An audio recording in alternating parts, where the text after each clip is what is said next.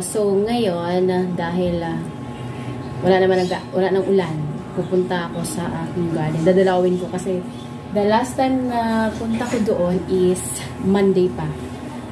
Kaya dapat nga every other day. So anong petsa na? Sunday na ngayon. Kaya ngayon ako pupunta. Baka kasi nalunod na ng ulan yun o inano na ng baha o kung ano man nangyari sa kanila. So kailangan ko silipin yun. Pero magdadala ko ng tubig. Malay mo naman, dito lang pala ang ulan. So, magdidilig ako ngayon just in case. Pero kung okay pa naman sila din, babalik ako sa Martes siguro. So, tara. Magpabundok tayo.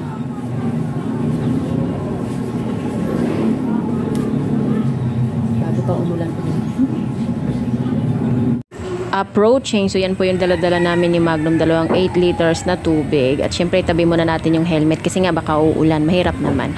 So ganito yung ganap namin sa tuwing pupunta kami ni Magnum dito, magdadala ng tubig, pandilig ng halaman. Hala, may kumain sa tanim ko. Actually, ito, kalabasa to. O, ayan. Ito yung sitaw ata. Ayan, lahat talaga ng uto. Sila yung kumakain. Yung mga kalabasa ko talaga. Yun yung paborito nila. Kasi syempre may option naman. Kasi yung iba dyan, kasi kinakain. ang palaya.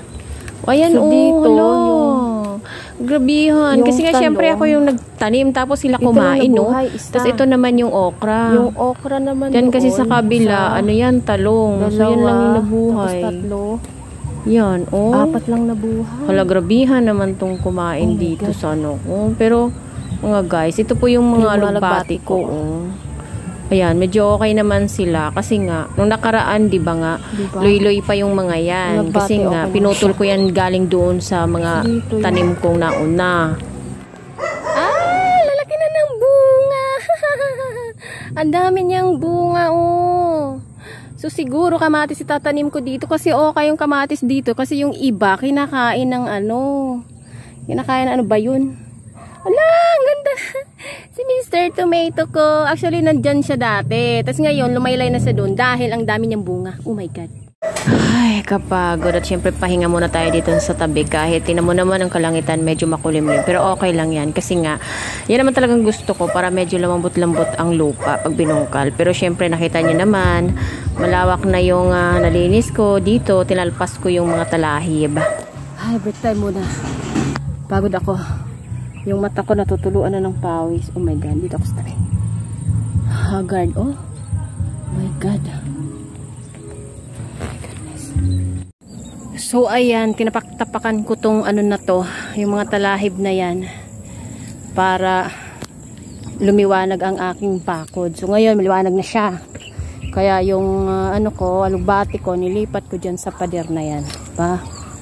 Oh, ayan, nakakapit na sa pader yung sa bakod ko yung alugbate. Ayan. Tingnan nyo naman to yung puno ng papaya ko. Nung hiningi ko to, manilaw-nilaw pa siya. Pero nakita nyo naman mga guys, ang taba-taba at green na green yung mga dahon niya. Tsaka mga 2 dangkal lang siguro siya noon. At tsaka syempre, ilan yung dahon pa lang. Pero nung tinanim ko na siya dito, nakita nyo naman, malaki na siya. Kasi nga, ang taba-taba ng lupa dito. Tsaka syempre, nalagaan ko din.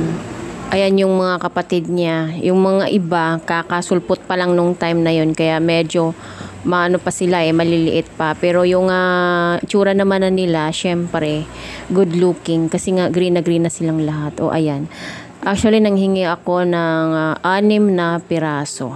Tsaka doon banda. Diyan ko nilipat sa bakod yung mga alugbati para makagapang sila ng maigi. Tsaka tingnan nyo guys, si Haring Araw, pilit niyang sumilip kahit makulumlim ang langit. Tsaka ngayon, wala gaanong hangin. Hindi kagaya dati na parang ako, kaya kong liparin. Ang maganda lang dito kasi yung paligid, syempre mapuno pa, green na green. At tsaka, pagka ganitong panahon, lalo siyang lumalamig. Yun nga lang, ito yung problema ko, yung mga makukulit na talahib na yan.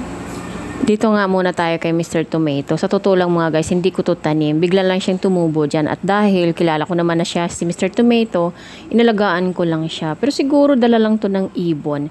Nag-iisa lang siyang tumubo. Kaya inalagaan ko siya talagang mabuti. Lagi ko nire-retouch ang kanyang soil. Tapos ayan, tinali ko dyan siya sa may sanga para hindi matumba.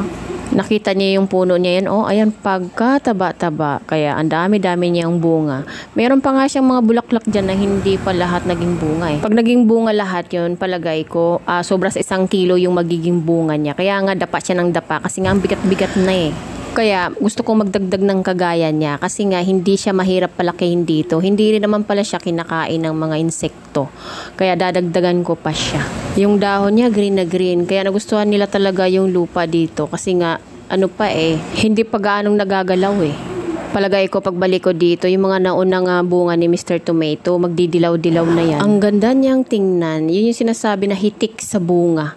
Kasi nga hindi na nga siya makatayo ng diretso. Kaya nga nakatali siya. Hindi siya, inano ko na talaga yung wire. Yun yung tinali ko sa kanya para hindi siya bagsak ng bagsak. Kasi pabigat ng pabigat yung mga bunga niya. Tsaka nadadagdagan pa kasi. Sobrang tulo ng pawis ko dito. Pero pag nakikita ko silang ganyan, nawawala pagod ko. Sa mga oras na to, nakarelax ako ng konti kasi wala ng araw. Etong mga bago kong tanim na alugbate, ayan, hinihintay ko na lang na lalabong yung mga yan. Sa susunod kong balik, magdadala ako ng gunting kasi ititrim ko sila ng ititrim palagi para hindi nakagaya nung nauna kong itinam na pagkahaba-haba naman nung ginapang niya. Kaya ang talbos pagkalayo-layo na. Ganda nilang panoorin. Etong mga to, ito din yung pinagbibintangan kong kumain ng mga tanim ko eh. Ayan o, tingnan nyo nga. Ang dami-dami kasi niyan. Kahit saan naapakan ko pa nga yung iba. Tingnan mo, 3 pa sila. Parang saya-saya pa nila dito samantalang ako na-stress na ako sa kanila.